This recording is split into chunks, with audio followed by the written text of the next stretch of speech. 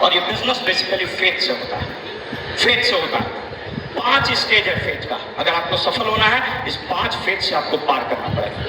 कितने लोग first session में नहीं थे? हाथ उठाइए। नहीं थे जो, बहुत सारे लोग नहीं थे, मैं बता दूं। 5 स्टेज होता है फेथ का। जैसे आप निर्णय लीजिएगा, उस फेज को बोलते हैं नेस्टिंग फेज, घोंसला। आपके आइडिया आपके दिमाग में आएगा। नेस्टिंग फेज कहता है God put some egg in somebody's mind, उसको बोलते हैं नेस्टिंग फेज। अब नेस्टिंग, जैसे यहां पर बहुत लोग के दिमाग में ये आइडिया का बीज जाए, लेकिन वांडवा नहीं फोड़िएगा तो क्या होगा? सड़ जाएगा। अनहैच एक साथ रॉटिंग, सड़ जाएगा। उस नेस्टिंग फेज में उसको आपको हैचरिंग करनी पड़े। कैसे हैचरिंग पढ़िए? किताब पढ़िए, सीडी सुनिए, मीटिंग में आइए, इसके बारे में जानिए। Knowledge is power. उसको फिर अप्लाई करना पड़ता है। Applied knowledge is money.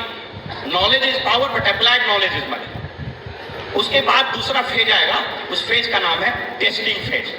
जैसे शुरू कीजिएगा, किसी को बताइएगा तू शुरू कर देला कर लवा हलवा है वो औरंगाबाद में, बाटा में भी होले छले, नहीं होवे छे, नहीं आवे छे, जाए छे। आरा में देखाएगा हमर बाबा का पतिया तोड़ होई चली, फिर आए लट कोई राजा राम यही है। So it is a testing phase. आपको उसमें और बढ़ना पड़ेगा। जब टेस्टिंग फेज से आगे बढ़िएगा तो आता है investing phase. You will have to invest your time and energy, your money.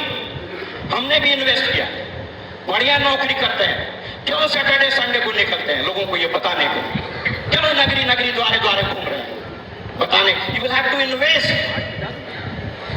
In fact rich divorce की एक बड़ी अच्छी किताब है, कभी पढ़िए, उसका नाम है कंपैशनेट कैपिटलिज्म। ये बुक है। कहता है, इस बुक में कहता है, रिच डिवॉर्स कहते हैं कि 3 एम है। 3 एम इन्वेस्ट करिए, message, mission, message and method. Rich divorce से इन बुक। रिच डिवॉर्स जिन्होंने अपॉर्चुनिटी बनाई, उनके लिए बढ़िया ताली दीजिए। पिछले साल उनकी मृत्यु हो गई, समय नहीं है, अन्यथा उनको श्रद्धांजलि भी अर्पित करते हैं। कहते हैं मिशन क्या है? This is not simply an opportunity, is a mission. We work on mission, helping people around the world to lead a successful life. This is a mission. What is message? हम लोग कुछ नहीं plan में दिखाते, एक message उसको दीजिए कि भाई ये तुम कर सकते हो, you can do it. This is the message that you have to do. Plan में बहुत बुकराती बतियाएगा, बहुत ज्ञान बखारिएगा, कुछ नहीं आएगा। उसको बताना पड़ेगा, अरे भाई बहुत आसान काम है, हमरो तो तोरो तो इतना जहां बताएगा कि आइए जाइए तुरंत और ही फार्म फंगाड़ा दी तुरंत।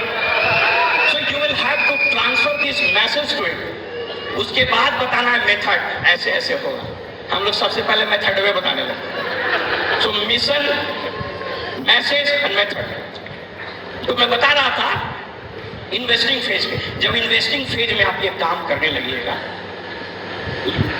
तब आएगा arresting phase. Arresting phase faith का बड़ा विचित्र होता है। वहां भगवान आपका टेस्ट लेंगे। हमको समझ में नहीं आ रहा, प्रेमा जी बोलती थी सर आप तो शुरू कर सकते हैं, बिलीव ही नहीं होता था। अरे हम पिछले साल भी डायमंड जा सकते थे, हम एमरेल्ड के बगैर डायरेक्ट डायमंड जा सकते थे, फाउंडर प्लेटिनम। भेजे की बात नहीं जाता, विश्वास से नहीं हो रहा, फेथ ही नहीं हो रहा। तो testing time when I decided to go diamond, हम और अजय जी लौट के आ रहे थे औरंगाबाद से, कुछ पॉलिटिकल रिलाइनमेंट हुआ और जिस बड़े ओहदे पर हम हो रहे थे वहां से कल ही मेरा ट्रांसफर होने वाला था। हमको पता चल गया, हमको लगा कि अजीब विडंबना है भगवान की, सर हम डायमंड जाना चाह रहे हैं, कल हमारा यहाँ से ट्रांसफर होगा। आई टूक a decision, I went on leave for 7 months। 7 महीना छुट्टी में गए। ये अरेस्टिंग फेज था मेरे फेथ का। भगवान देखना चाहते थे कि तुम करना चाहते हो। आपके पास भी होगा, आपके पास भी होगा। मेरा जिस दिन यहाँ सेलिब्रेशन हो रहा था डायमंडशिप का, उसके 1 सप्ताह पहले हमारे अपने बहनोई का कैंसर से डेथ हो गया, बट आई वॉज हियर।